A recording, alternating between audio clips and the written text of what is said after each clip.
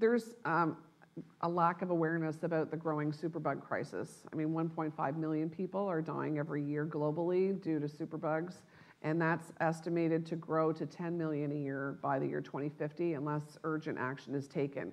And if anything, a lot of our governments are actually doing the wrong thing and kind of promoting policies that are misusing and overusing antibiotics, especially in livestock and agriculture. So we are trying to use our story as an example. And the other aspect of this is that scientists are often very removed from the public, and we see ourselves as NIH-funded researchers who are funded with taxpayers' dollars, and it's our obligation to share our story with the public so that people can see that scientists are people. We wrote this as Steph and Tom, not as Doctors Patterson and Strathdee. And we want to make this kind of research accessible. So that's one of the reasons that we wrote our book. There's a documentary being planned, and yesterday we learned that the major motion picture rights have been sold to someone who I can't say publicly yet, but you'll hear about it. So it's our hope that we'll be able to take this story globally and make a difference, thanks to many of you in this room. So thank you for that.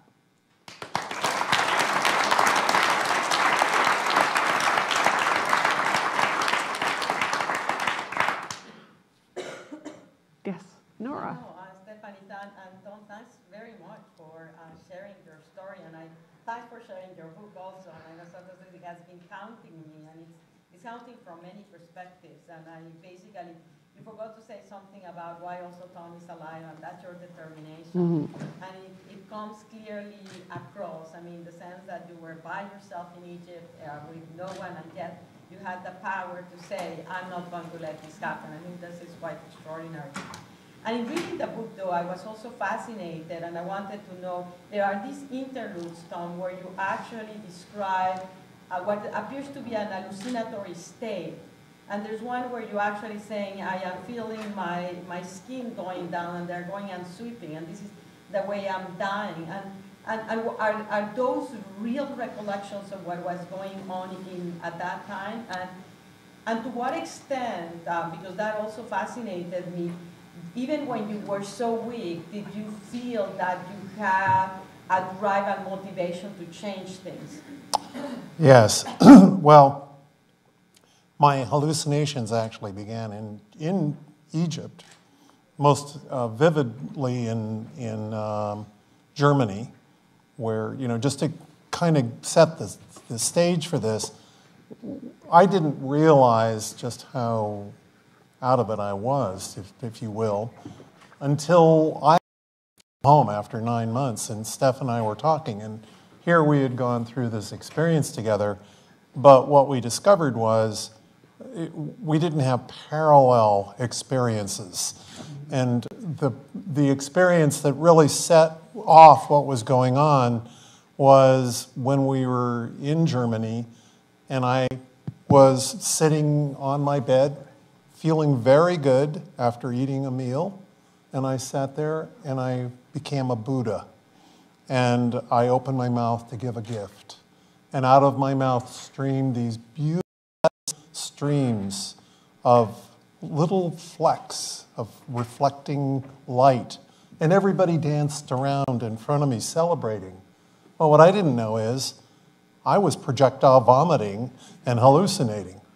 Now, I had a number of very vivid hallucinations throughout this experience, and it's clear where they came from for me. One is the toxin from the infection. Some of these antibiotics are toxic themselves.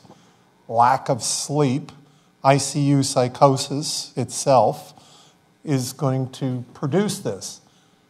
I'm a psychologist by training. I actually study schizophrenia also.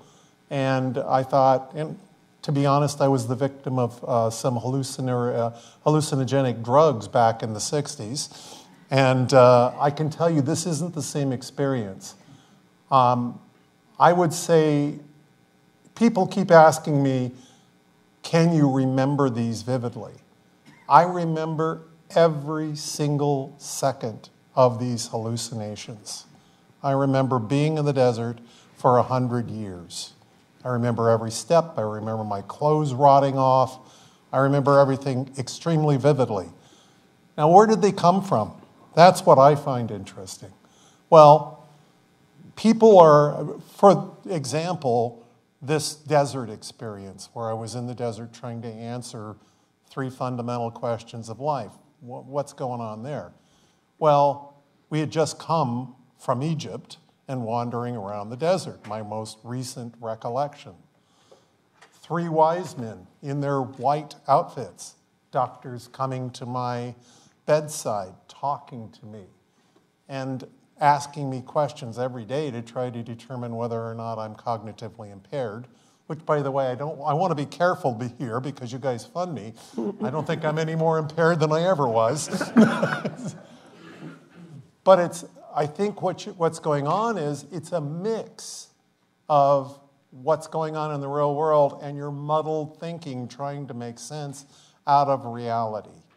So it's what's important, I think, for people to understand is you can hear when you're in a coma. You don't hear at the same level, the same way. You hear distant voices. So when Steph asked me, do you want to live? I was actually a snake. And I mean, in my mind, what you need to understand is this isn't like, oh gosh, I kind of remember being a snake. I was a snake. And in my memory, there is a place, this period, where I was a snake. So when Steph asked me, what did I want to live? Well, it was a difficult question because snakes don't have hands. And so I had to figure out how to squeeze her hand because I did want to live. And so I had to figure out how to wrap my body around her hand and squeeze. And I didn't know my own strength as a snake, so I squeezed it too hard. But I mean, all of these hallucinations are, I think, a mix of reality and your messed up thinking from all these things that are going on. And there's fears of, what am I? I remember having one when they were taking me to the hospital in Frankfurt, excuse me, and juggling along on the road, and every bounce I would be in exquisite pain. So what do I hallucinate? They're making fun of my publications. So what was really happening at that point is that the ambulance drivers were asking who this guy was. And I was saying, well, he's actually a researcher and he's very well known. He's published all these papers.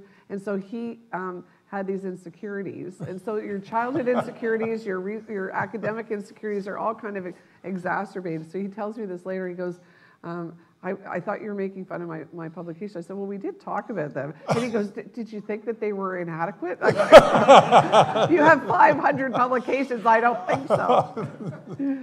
So.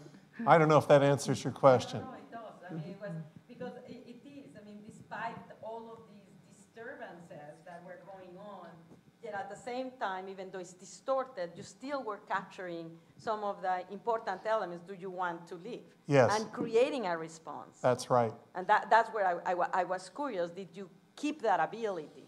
Yeah, I mean, look, there are periods where I don't remember, obviously. I mean, I shouldn't say obviously.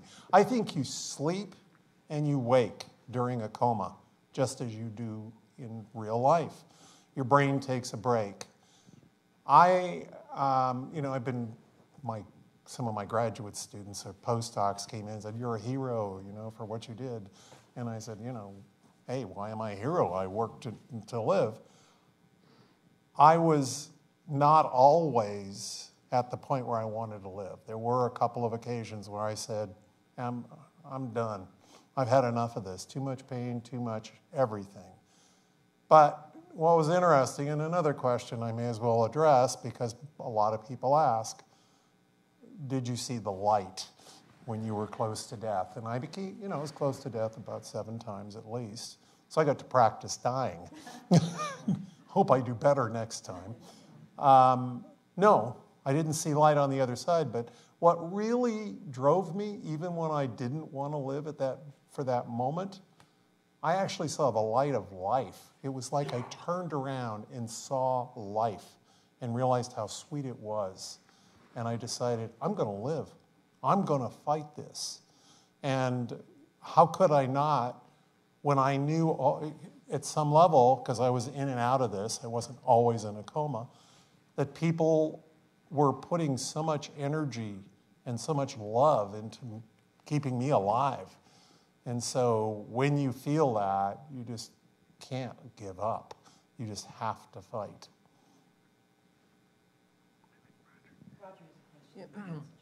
I've read the book, and it's a fabulous story. It's a page-turner. And the thing that strikes me is that here at NIH, we're really into precision medicine now. We've got the genomics to figure out which cancer you have and which drug specifically will treat it, which genetic disease you have, and which specific gene can intervene. You have, and what we treat now are with antibiotics, which are for a class of bugs, but not for individual bugs, just like we've treated in the past for a class of cancers, but not individual cancers. And you've really opened up the challenge of precision infectious diseases in a way that we haven't had to deal with before. We've said you're resistant to one thing, so we'll give you another, and if it works, we forget about it. But phages are, I've worked on phages for cholera. There are hundreds of phages for cholera, and they're very specific receptors, each one which is genetically determined. So that what you've done is to create an industry or a new area of precision antibiotics for infections, matching your bug with a cocktail of phages that are very specific for that. Have the Eastern Europeans done more with this? You mentioned the clinics in Eastern Europe that have continued this. I know the Russians were always interested, but I never heard anything really successful that came out of this that would move us to change the way we think. Whereas you have one case and you've changed the world. What is it that's made that difference? And who else is doing this that would corroborate or build upon that experience? So in the Republic of Georgia, in Tbilisi in particular, there are 2 phage therapy centers that have been operating for decades. People from all over the world go there to receive treatment. So they have a phage library. They generally don't provide intravenous phage therapy because they don't know exactly how much endotoxin exists in their phage preparations, but they have a lot of clinical experience. And in fact, one of their researchers consulted on Tom's case and helped advise us on how to do the dosing for the catheters. There is also a phage therapy center in Wrocław, Poland, and there are burgeoning phage centers in Western Europe, the Belgians and in particular, and some French researchers are working on this as well. Tom's case, really went viral, literally, when it was presented about a year after he was treated at the 100th anniversary of the discovery of bacteriophage at the Pasteur Institute in Paris in April of 2017. One of the Navy research collaborators, Dr. Biswajit Biswas, who in the book is called the Phage Whisperer, that's what Lieutenant Commander Theron Hamilton refers him to as that. He presented the case, and he had thunderous applause, and the story was picked up by the Huffington Post and BuzzFeed, and it kind of went and blew up. And right away, I started getting calls from all over the world. So the first calls are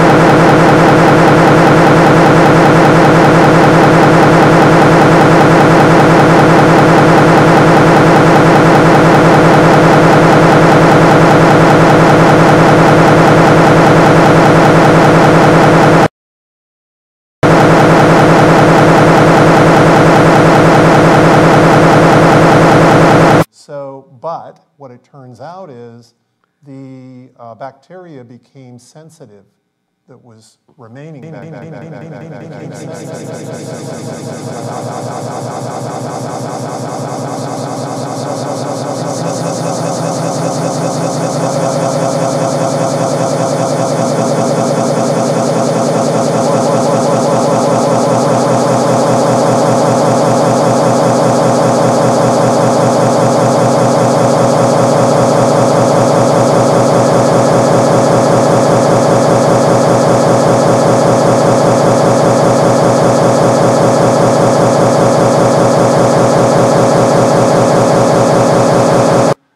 really struck in hindsight, when you point out that, well, this is a natural predator of the bacteria, and we're not using it.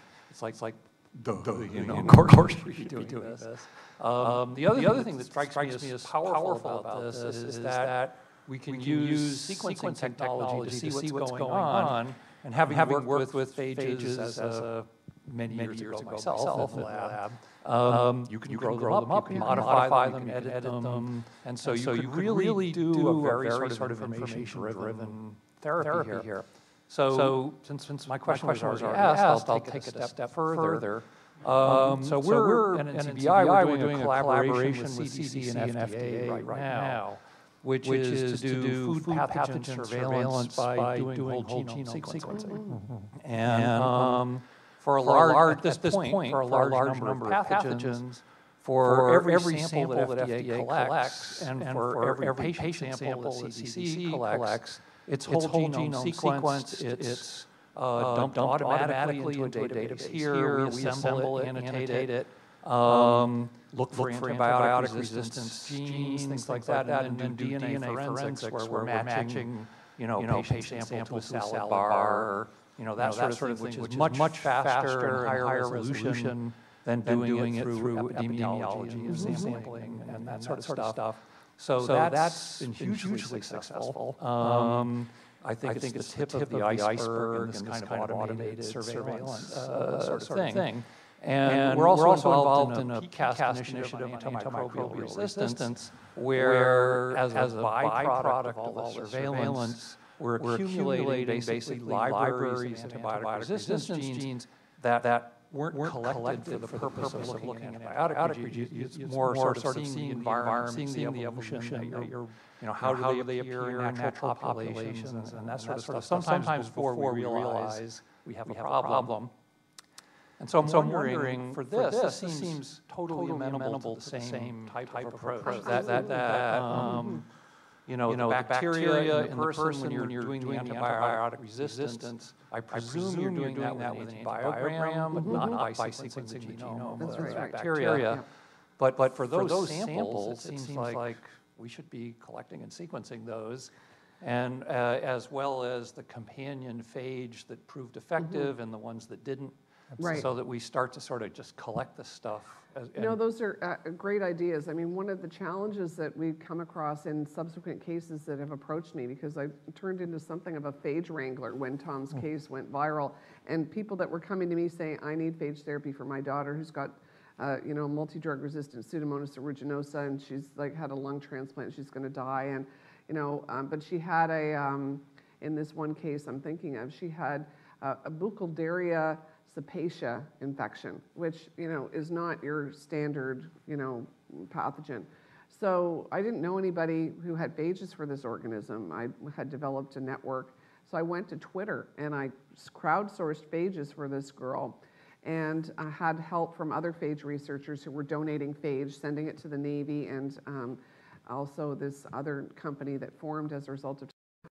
We didn't get the phages to her in time. We were just a couple days short, and it was just a tragedy that we lost her. But what it did was, made me kind of wish, and out loud on Twitter, I said, wouldn't it be great if phage researchers could find phage, seeking patients through some kind of a directory? And 2 graduate students started a nonprofit called the Phage Directory as a result of that, because everybody's got their own little private libraries of phages, and they're scattered all over the place. So they're modeling this after Adgene, which many people will know is a nonprofit that provides plasmids and other reagents free to other researchers. So, but I think it would be great if the NIH had like a phage library and a library of superbugs that, you know, we could learn from, and, you know, because obviously these are, you know, mutating at very rapid levels. And the fact that Tom's organism had the MCR1 gene to colistin, but also had the MDM, like the New Delhi antimicrobial resistance gene as well, it just shows you how quickly it can spread globally. And we need to be ahead of the game, not behind it. So thank you for your suggestions. Yeah, Stephanie and Tom, thanks so much for coming and telling incredibly compelling story. You're also doing a great job at answering questions before they're asked. Well, we've done this before a few times. Well, I was going to ask an NIH-specific question and what really give you a chance to say what more can NIH do to support this, and I think we've already heard a little bit about an opportunity for NLM. But can you just say more about what more NIH can do about phage therapy in particular, but then antimicrobial resistance more broadly, whether it's NIAID or NLM, or even Fogarty, if there's international partnerships or training and capacity building needs?